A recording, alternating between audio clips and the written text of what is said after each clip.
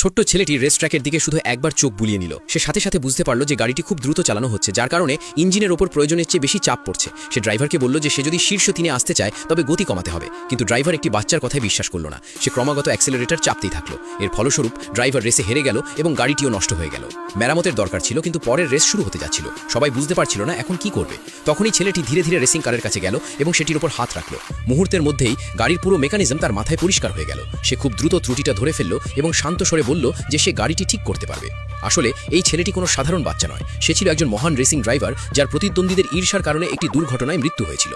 হয়তো ঈশ্বর তার প্রতি সদয় হয়েছিলেন এবং তাকে পুনরায় জন্ম দিয়েছেন, এবার একটি ছোট্ট বাচ্চার রূপে।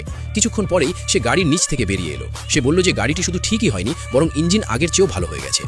পাশে দাঁড়িয়ে থাকা মেকানিক তার কথা শুনে হাসতে লাগলো। তার মনে হলো ছেলেটি শুধু দুষ্টুমি করছে, কিন্তু রেস শুরু হতে যাচ্ছিল, তাই সেই মহিলার কাছে ছেলেটির ওপর ভরসা করা ছাড়া আর কোনো উপায় ছিল না।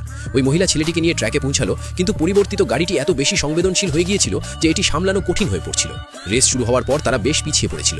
মহিলা ঘাবড়ে গেল, কিন্তু ছেলেটি পুরোপুরি শান্ত ছিল। সে মহিলাকে বলল শুধু তার কথা মতো চলতে। তারপর দুজনে মিলে একটি চমৎকার ড্রিফট করলো।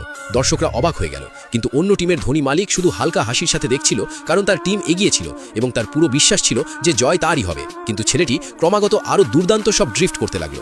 এবার সেই মালিক ঘাবড়ে গেল। সে তার লোকেদের ইশারা করলো যেন ছেলেটির গাড়ি থামানো হয়। ঠিক তখনই মহিলা গাড়িটিকে রাস্তার পাশে থামিয়ে দিল। সবার মনে হলো সে হার মেনে নিয়েছে, কিন্তু আসল ব্যাপার ছিল অন্য কিছু। এবার গাড়িটি ছেলেটি নিজেই চালাতে যাচ্ছিল। তারা বেশ পিছিয়ে ছিল, কিন্তু ছেলেটি একের পর এক গাড়ি পেছনে ফেলতে শুরু করলো। দেখতে দেখতে সে দ্বিতীয় স্থানে পৌঁছে গেল। ধনী মালিক হতভাগ হয়ে গেল। সে তার ড্রাইভারকে আরও জোরে চালাতে বলল। ড্রাইভার আত্মবিশ্বাসের সাথে উত্তর দিল যে শেষ বাঁকে কেউ তাকে অতিক্রম করতে পারবে না। ট্র্যাকে আসার আগে গাড়িতে একটি ছোট সমস্যা ছিল। মহিলা বারবার ছেলেটিকে ব্রেক কষতে বলছিল, কিন্তু ছেলেটি পরিষ্কারভাবে জানিয়ে দিল যে সে শেষ বাঁকেই এগিয়ে যাবে। একথা বলে সে পুরো শক্তি দিয়ে গাড়িটিকে বাঁকের দিকে এগিয়ে নিয়ে গেল।